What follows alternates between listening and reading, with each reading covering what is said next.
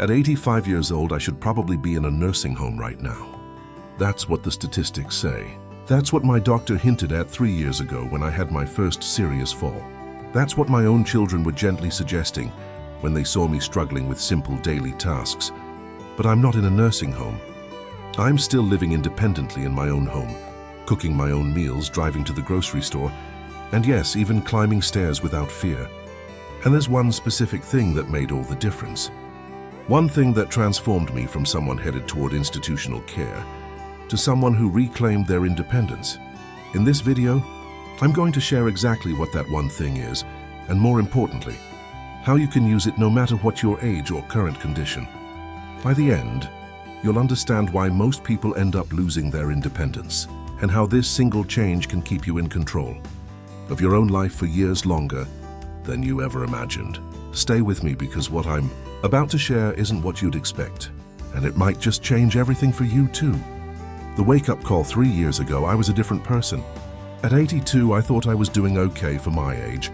Sure, I moved a little slower, needed reading glasses, and couldn't open jars like I used to, but I figured that was just normal aging. Then came the fall. I was getting out of bed one morning, something I'd done thousands of times before when my legs just gave out.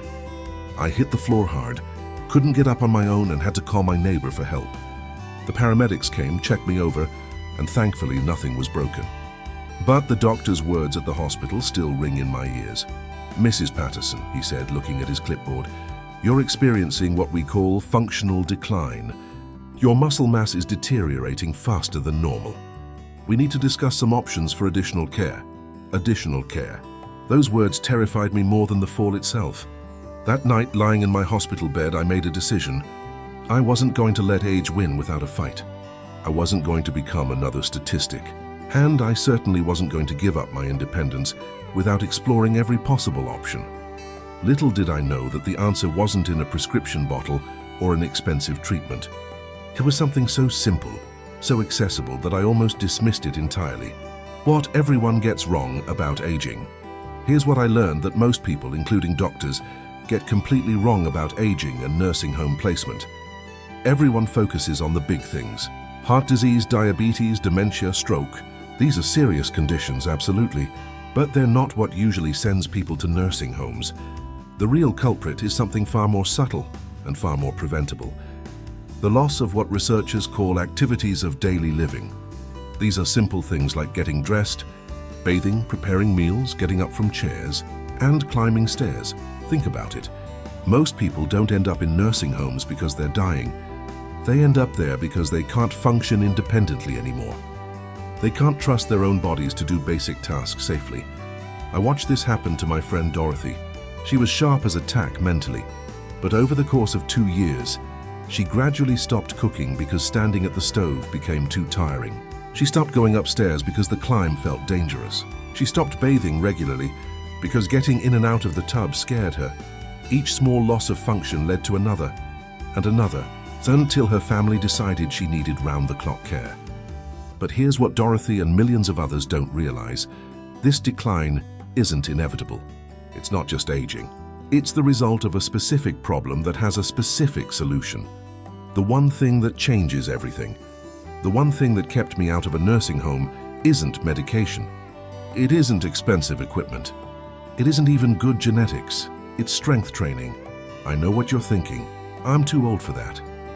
That's for young people. I might hurt myself. I don't want to bulk up. I thought all of those things too. But here's what I discovered. Strength training after 80 isn't about becoming a bodybuilder. It's about maintaining the basic physical capacity to live independently. Let me tell you about 2 women I know, both 83 years old. Sarah started doing simple resistance exercises 3 times a week after her doctor suggested it.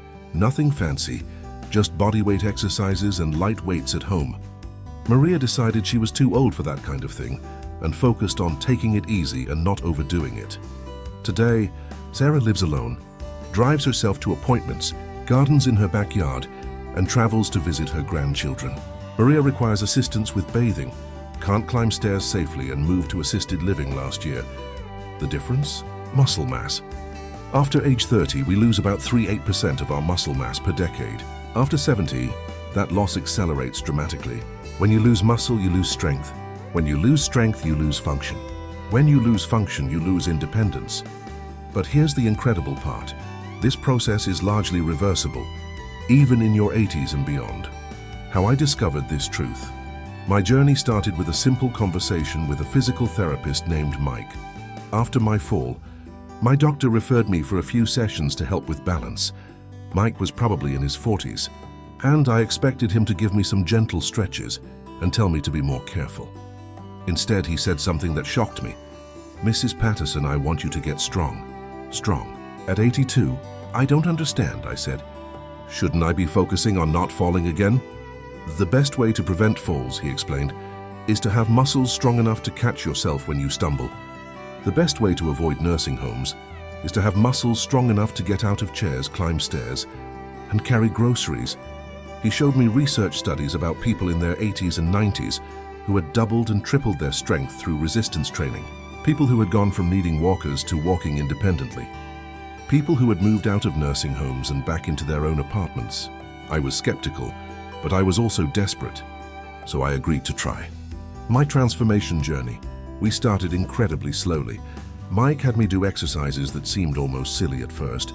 Sitting in a chair and standing up without using my hands, lifting soup cans, walking up and down a single step. But within just 2 weeks, I noticed something remarkable. Getting out of bed in the morning felt easier. My legs felt more solid under me. The fear that had plagued me since my fall started to diminish. By the end of the first month, I could climb the stairs to my bedroom without holding the railing. By month 2, I was carrying grocery bags again. By month 3, I was doing things I hadn't done in years. The transformation wasn't just physical. My confidence returned. The anxiety about falling faded. I stopped thinking of my body as something fragile that might betray me at any moment. But the real test came 6 months later, when I had another stumble. This time, instead of falling helplessly, my muscles caught me. I regained my balance, stayed upright, and walked away completely uninjured. That's when I knew this wasn't just luck or coincidence. This was real, lasting change. If you're finding this story helpful and you want to hear more about how you can start your own transformation, please comment strong below to let me know you're here. And if you haven't subscribed yet, I encourage you to subscribe and ring the bell so you don't miss any of these life-changing insights. The science behind strength. After 80, let me share some facts that will probably surprise you. Research has shown that people in their 90s can increase their muscle strength by 100 to 300% through resistance training. One study followed nursing home residents with an average age of 87. After just 10 weeks of strength training, their walking speed increased by 12%. Their stair climbing power increased by 28%, and several participants were able to give up their walkers entirely. Another study found that strength training is more effective at preventing falls than balance training alone. Why? Because when you have strong muscles, your body can react quickly and powerfully to prevent a fall from happening in the first place. But here's perhaps the most important finding. Muscle responds to resistance training at any age. Your 85-year-old muscles can still grow, still get stronger, still adapt to challenge. The process might be slower than when you were 25, but it absolutely still works. This isn't theory for me anymore. It's lived experience. What most doctors don't tell you, here's something that frustrates me. Most healthcare providers don't emphasize this enough. They'll prescribe medications for blood pressure, recommend surgery for joints, and suggest adaptive equipment for mobility. All of these have their place, but they're treating symptoms, not the root cause. The root cause of most age-related disability is weakness, and weakness is treatable. I've met countless people who accept frailty as inevitable, who say things like, "I'm just getting old," when they can't get up from low chairs anymore, who assume that needing help with daily tasks is just part of aging. But I've also met people like Robert, who started strength training at 79 after a heart attack, and is now, at 86, stronger than he was in his 60s, or Helen, who began resistance exercises at 81 and recently moved back into independent living after 2 years in assisted care. The difference isn't genetics or luck. It's knowledge and action. How to start your own transformation. Now, I need to be clear, I'm not a doctor or a fitness professional. I'm simply someone who found a solution that worked. Before starting any exercise program, especially if you have health conditions, you should consult with your healthcare provider. That said, here's how I began and how you can consider starting too. Start ridiculously small. I mean embarrassingly small. If you can't do a full squat, sit in a chair and stand up without using your hands. If you can't lift weights, lift water bottles. If you can't walk far, walk to your mailbox. The key is progressive overload, gradually making things slightly more challenging over time. This week, stand up from the chair 5 times. Next week, do 6. The week after, try 7. Focus on the movements that matter most for independence. Squats or sit-to-stand exercises for leg strength, pushing and pulling movements for upper body strength, and carrying exercises for functional strength. I work with light dumbbells now, nothing heavy, just 5-10 pounds, but I started with soup cans and water bottles. The specific weight doesn't matter. What matters is that you're challenging your muscles consistently. The unexpected benefits. What surprised me most wasn't just the physical changes. Yes, I got stronger. Yes, I became more stable. But the mental and emotional changes were just as dramatic. I sleep better now. My mood improved significantly. I have more energy throughout the day. I worry less about becoming a burden to my children. I feel like myself again, not like an old person playing it safe, but like someone who happens to be 85 and is still capable of growth and change. My doctor was amazed at my last checkup. My bone density had improved. My balance scores were better than people 20 years younger. My blood pressure was the best it had been in years, but the real victory came last month when my daughter visited. She watched me carry groceries upstairs, saw me working in my garden, and noticed how confidently I moved around my kitchen. "Mom," she said, "I was so worried about you after that fall." I had already started researching assisted living facilities. But look at you now. You're thriving. That's when I knew for certain this one thing, this commitment to getting stronger, instead of accepting weakness, had truly kept me out of a nursing home. The choice is yours. I'm sharing this story because I know there are people watching who are at a crossroads. Maybe you've had a fall or a health scare. Maybe your family has started those uncomfortable conversations about getting help or considering options. Maybe you've already started to accept that independence is slowly slipping away, but what if it doesn't have to be that way?